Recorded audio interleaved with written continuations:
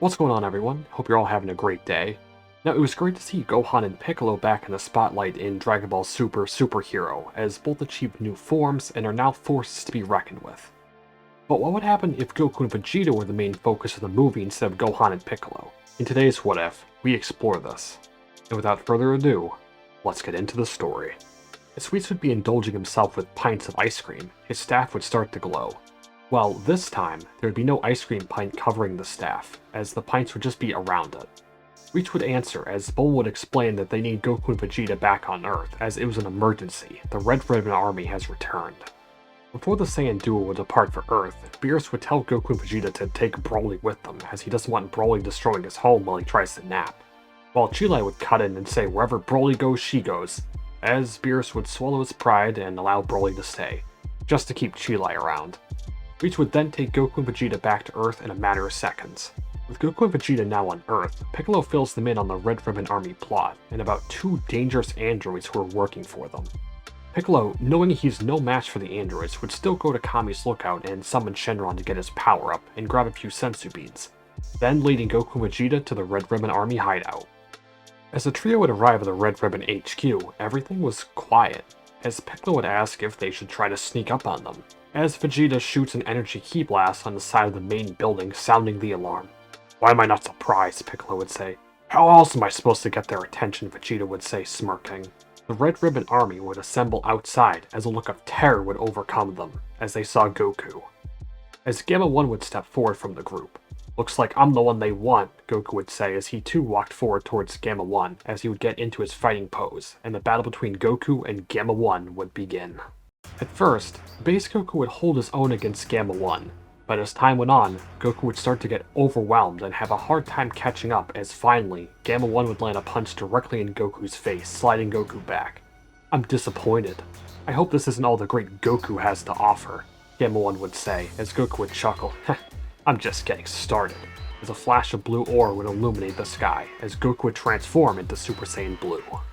The tide of the fight would quickly change, as Blue Goku would start to put a real number on Gamma 1, who would be struggling to keep up at first. Being concerned, Dr. Hedo would send in Gamma 2 to help out, when suddenly, a ki-blast explosion would stop Gamma 2 in his tracks, as he looked up to see Vegeta. "Kakarot isn't your concern. You have someone stronger to worry about," as Vegeta would say, as he would too transform into Super Saiyan Blue and fly directly at Gamma 2. Blue Vegeta would be more than a match for Gamma 2. However, Vegeta would try to tell Gamma 2 that he's just being used by the Red Ribbon Army, that he's just a tool for greater power. Gamma 2 would grow angry at the thought that he was being used as just some pawn, as he would land a shot right in Vegeta's stomach. But at that moment, Vegeta had had enough.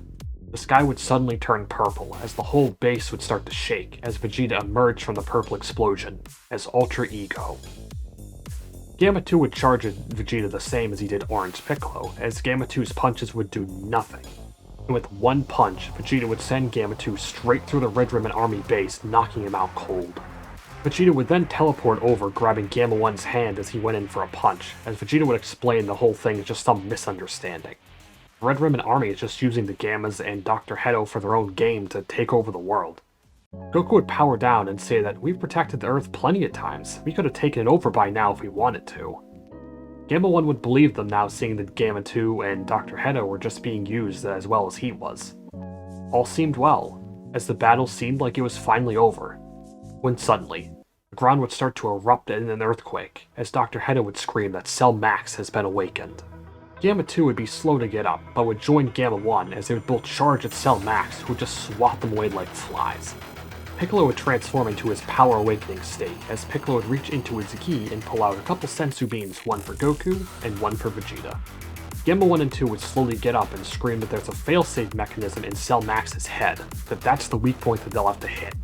"The Gammas and I will hold them off, while you hit him with a Kamehameha or whatever in his weak point," Piccolo would say to Goku, as Goku would look to Vegeta and smirk, as both would begin to power up, as the entire Earth would start to shake, as Vegeta and Goku would ascend, knowing that it was up to them to defeat Cell Max, as Vegeta ascended once again to Ultra Ego, and Goku to True Ultra Instinct. Piccolo and the Gammas would do their best to distract Cell Max, but would not be able to even lay a scratch on him. Vegeta, who would grow impatient with Piccolo and the Gammas' attempt to distract Cell Max and calling it even pathetic, would land a kick straight to Cell Max's gut, knocking him back, just like how Beast Gohan did in the movie. Vegeta would take over the fight and would start laying a pounding on Cell Max, as Cell Max would just be helpless at Vegeta's overwhelming power. When suddenly, Cell Max would see Goku in the distance charging a Kamehameha, but in an instant, Goku would vanish and appear right in front of Cell Max's face, launching a point-blank Kamehameha at Cell's weak point, destroying the failsafe mechanism, and Cell Max along with it. So, there we have it. A lot of the events would play out the same as they did in the movie, with a few exceptions, as Gamma 2 would still be alive in this version, we wouldn't get Beast Gohan. However, Piccolo would still have his orange transformation, but we never really got to use it. And Gohan would probably not realize what was going on the entire time and didn't even sense the fight. I think that Goku and Vegeta in True UI and Ultra Ego are probably around the same level as Beast Gohan, even though we don't have a ton of evidence to back this up, but it's just my personal theory. So I think they would have no issue taking down Cell Max. If you have any other recommendations for any Dragon Ball what-ifs, leave them in the comments below, as I'd love to see some suggestions. But anyway, I hope you enjoyed this story, and I'll catch you in the next one. Peace.